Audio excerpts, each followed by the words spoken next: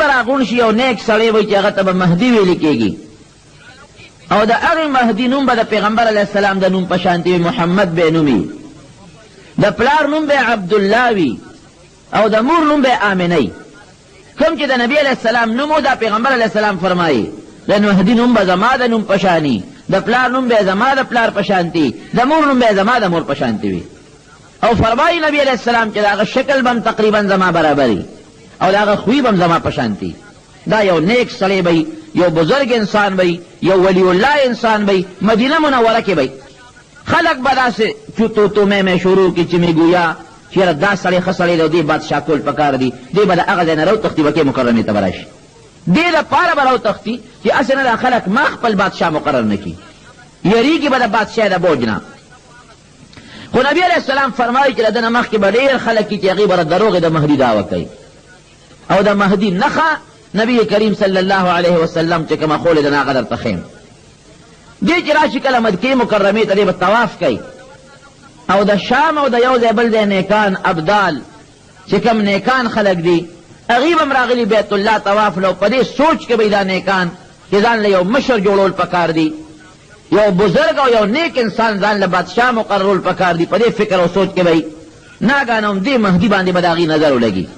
خلک به هم د ده صفت ورته وکړي چې دا ډېر ښه سړی دی د مدینې منورې نه راغلی دی مکې مکرمې ته حج کوي هغې به په زور راونیسي پیغمبر علیه السلام فرمایي د حجر اسود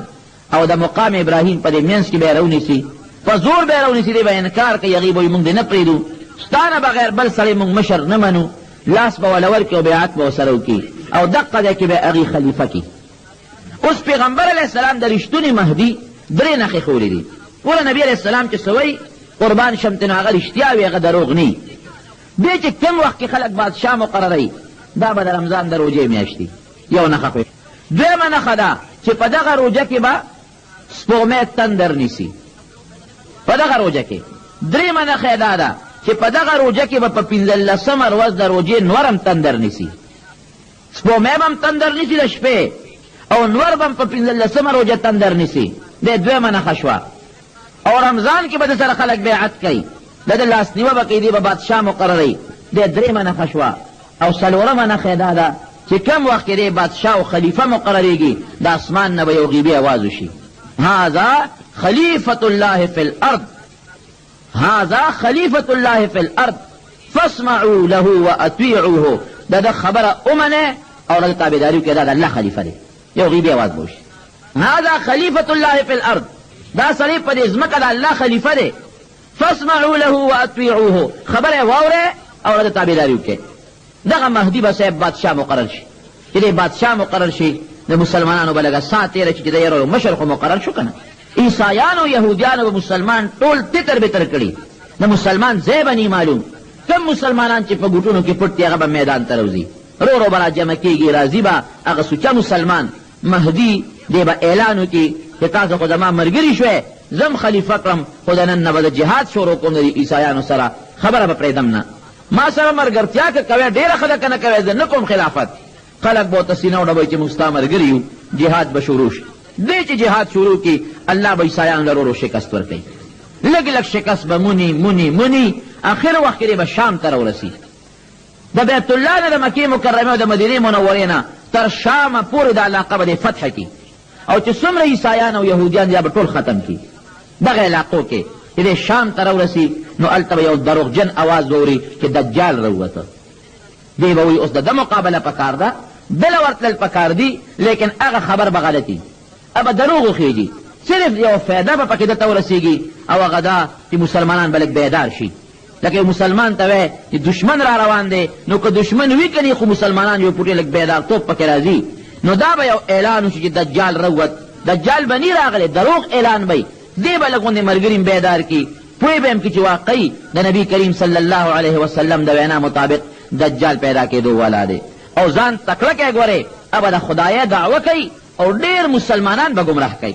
په دې مسلمان باندې قسم قسم فتنې او تکلیفونه وخت په وخت ګورې راځي دا څه وړه خبره نه ده د مسلمان تکلیف د نبی علیه السلام د زمانې نه واخله تر قیامته پورې په مسلمان یو وخت تکلیف بل وخت تکلیف بل وخت تکلیف او دا مصیبتونه چې را نشي د کره او د کوټه پته پکې نه لګي پته ولګي چې کوم سړی کره مسلمان دی د چا په زړه کې کلک ایمان دی خدای او رسول په سچه مني او کم سړی د پیسو غل دی کم سړی د پیسې او د ډالر او د دولت غل دی د هغه او د هغه سوچه مسلمان پته په دې کې لګي دا شی چې نه وي خدا پته نه لګېده ورشه اوس په افغانستان کې کم چې د امریکې ملګري دي هغوی خو ځان ته عیسایان نه وي هم ځان ته مسلمانان وي هغوی خو چرم دا نه وي چې مونږ کافر یو یا مونږ امریکایان یو یا مونږ عیسایان یو هغوی خو ځان ته وایي مسلمان دغه امریکې چې کوم خلک راوستل هغوی خو ځان ته کافر نه وي نه امریکایان وي ځان ته وایي مسلمانان لیکن هغه سوچه ایک نمبر مسلمان نه دغه چې د امریکې او د یهودو ملګری دی دا به 2 نمبر مسلمان وي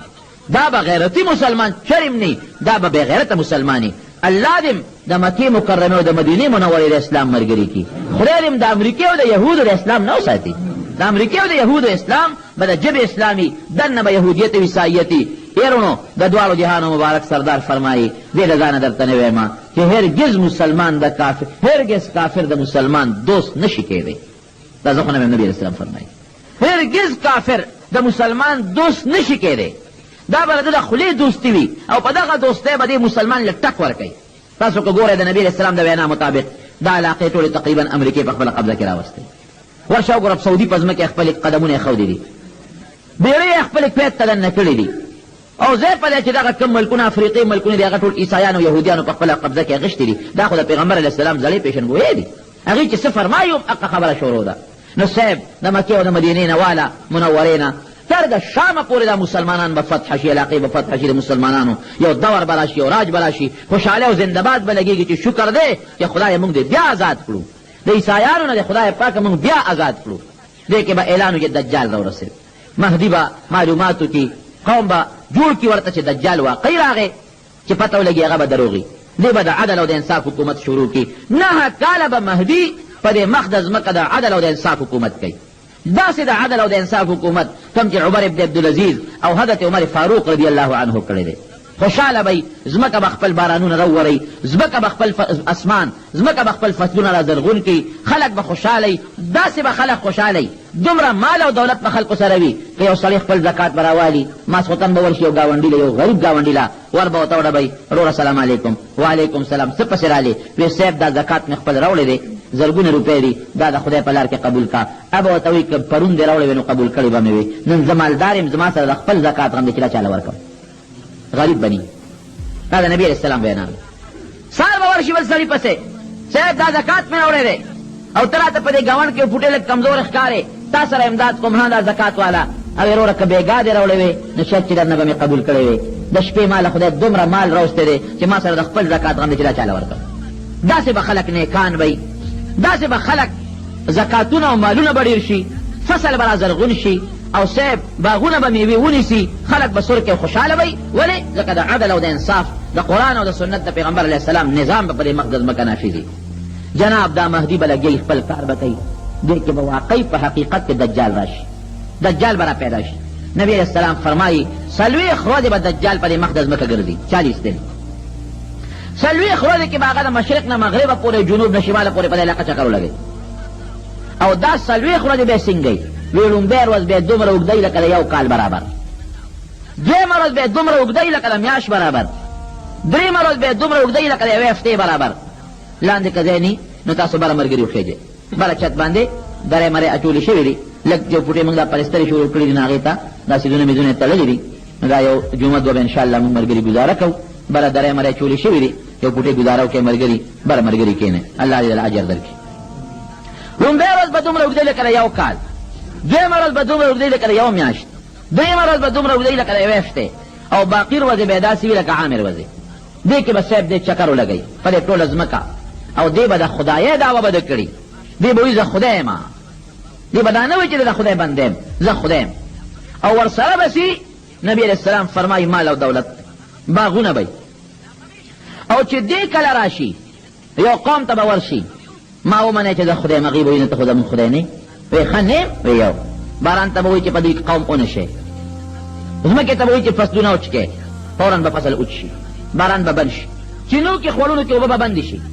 دی به روان شي هغه قوم سره چې کم مال دی پیغمبر علیه السلام فرمایي هغه مال به ده پسې روان شي داسې به ورپسې ځي لکه د شاتو دا مچۍ چې د شاتو هغه بابا پسې ځي د شاتو چې کم مشر دی او کم بادشاه دی هغه پسې چې څنګه شاتو دا مچې چکر لګي دقسې دا مالونه ورپسې روان شي خلک به دقسې پاتې شي د لوږې تندې به دا خلک مړه شي نو چې ابتلا او امتحان دی واپس په هغه قوم راشي څنګه چل دی ما خدای منې څنګه مال دولت مې درله ختم که غریبانان مې کړی که نه مال دولت خو چې څوک ورکوي هغه خدای وي که نه هغوی به ورته وي او زموږ در باندې ایمان راوړو زموږ خدای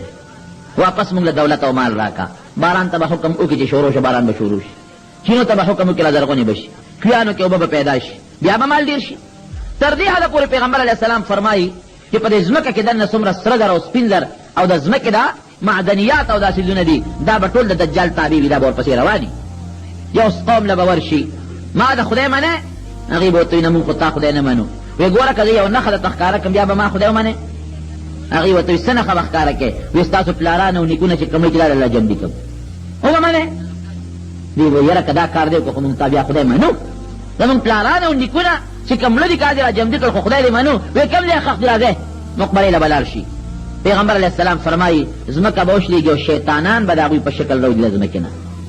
ای به شیطانان خو د هغوی د پلارانو او د نیکونو په شکل له ځمکې نه راوځي او دا خو مې هغه پلار دی دا خو مې هغه رور دی دا خو مې هغه نیکه دی فوراً په دجال باندې ایمان به راوړي جناب دې نښو نښانو ته څوک ټینګېدی شي ګران کارم نه دی هغه سړی به ټینګېږي چې کوم سوچه مسلمان دی پیغمبر علیه السلام فرمایي دا ګورې خدای نه دی پوه شی ولې ځکه دې به په ښی سترګه ړوند دي او خدای ړوند نه دی الله کې عیب نشته او د ښی سترګه به ړندی او داسې به ړندی لکه شین انګور چې بار روتي دغسې د سترګو دا ګاټې بیا بار روځي خلکو له به ترې کرکه ورځي او چې کوم سوچه مسلمان دی هغه به یې پېژني بل سړی به نه پېژني په دې تندي د پاسه به یې لیکلي کافرې کافر دا به ورته لیکلي کافرې کافر دا به یې په دې تندي د پاسه ورته لیکلي خو یاره چې کوم سوچه مسلمان دی هغه به پېژني او چې کوم کافر دی هغه ته به دا خط نه ښکارېږي یو د تندي ملګري دغه ځای کې ودرېږي چې دا کوم بهر نه ملګري راځي هغه دا نور ملګري بره لار ورته سموي چې بره خېږي لږ غوندې لاندې ځای لږ تنګ دی نو خبره دا ده چې نبی علیہ السلام فرمایي په دې تندي د پاسه به ورته لیکلي کافر مسلمان خو به پېژني چې دا کافر دی داسې نښې نښانې به په یو قوم به ورشي د هغې قوم باندې به آفت راغلي د هغوی څاروي به مړه شوي دې به ورشي ولې خفه یې چې په مونږ باندې آفت راغلی زموږ څاروي مړه دي ټول که زه درله هغه خپل څاروي واپس را جمدي کړم ما به خدای ومنې هغې بلکل دې منو دې به وله هغه ټول څومره سره ټول به ورته را جمدي کړي هغې به په ایمان راوړي چې واقعي خدای خو همتې لکه مونږ له هغه خپل څاروي را درغون کړل کم قوم چې په ایمان راوړي د هغې قوم څاروي چې د شپې کور ته راځي ګورې د غولانځې به یې ډکې وي تشې به یې پړسېدلې وي او ښه مضبوط څار به وي کم قوم چې په انکار وکړي او دې نه مني چې ته خو خدای نه ته کافر یې د هغې څاروي به ټپي غولانځو کې پی به ني او د لوږې به مري او په علاقه کې به هېڅ قسمه ګیا ني دقه لیکن پیغمبر علیه السلام فرمایي داسې به وي چې کم قوم په ایمان راوړي باغونه به ورکړي کم قوم چې په ایمان نه راوړي هغې له به اور ورکوي په اور به یې سوځوي خو نبي علیه السلام فرمایي چې د دجال دا کم جنت دی نو ظاهر کې تا ته جنت ښکاري خو په حقیقت کې اور دی ګورئ او چې کم د اور دی دا ته اور ښکاري خو دا په حقیقت کې جنت دی ګورئ دی چې کم جنت درکړي دا د خدای عذاب دی چې له کم اور درکړي نو ظاهر کې خو اور ته وغورځوي خو دا جنت دی الله به درته خوشحالي درکړي ټینګ شه ورته جناب دا دجال به په دې مخ د ځمکه ګرځي دا کم ځای دی او کم ځای پیدا شوی دی نو دی کې خو به هر صورت پوره تحقیقي او یقیني خبره نشته خو د نبي کریم صلی الله علیه وسلم په زمانه کې یو هلک ابن السیاد په مدینه منوره کې اوسېده هغې نه معلومیږي دا چې دغه ابن السیاد دجال و ځکه پیغمبر علیه السلام هغه ابن السیاد ته څو ځله ورغلی دا یهودي ښځه و یهودي سړی و د هغه بچی او یو باغ په مدینه منوره کې هغې کې اوسېدل نبي علیه السلام یې وفرمایل یو ځل وی ابن السیاد دا دجال به پیدا کېږي د داسې مور او پلار نه پیدا کېږي چې د مور او پلار به 10 کاله بچي نه کېږي 10 کاله پس به یو بچي وشي 10 کاله پس چې کوم بچي وشي نو دا هغه بچي سترګه بړندی هغه ډېر بېکاری مور او پلار به هم ترې تنګي او هغه بچی چې اوده شي نو زړه به بیداري سترګې به اودې وي هغه بچی به ناشنا ناشنا خبرې هم کوي او دغه یهودي مور او پلار نه چې دا کوم بچی پیدا شوي وي نو پلار به نری وي پوزه به یې داسې لکه د طوطي مخوکه او لوړ دنګ به او د دې دجال چې کومه مور ده دا به ډېره سربی غټه ښځه به ډېره مضبوطه پهلوانه ښځه به یو صحابي فرمایي چې په مدینه منوره کې مونږ واورېدل چې د فلانکي یهودي ښځې او سړي په کور کې یو ماشوم پیدا شوی دی او ښځه چې کوم شکل نبي علیه السلام یادوي نو مقه شکل یې دی او د دې سړي چې کوم شکل دی نو نبي علیه السلام یادوي مقه شکل یې دی وایي زه ورغلم سره یو بل ملګري چې ورلم د هغه یهودي سړي او د هغه ښځې نه مې تپوس وکړو خو چې نبي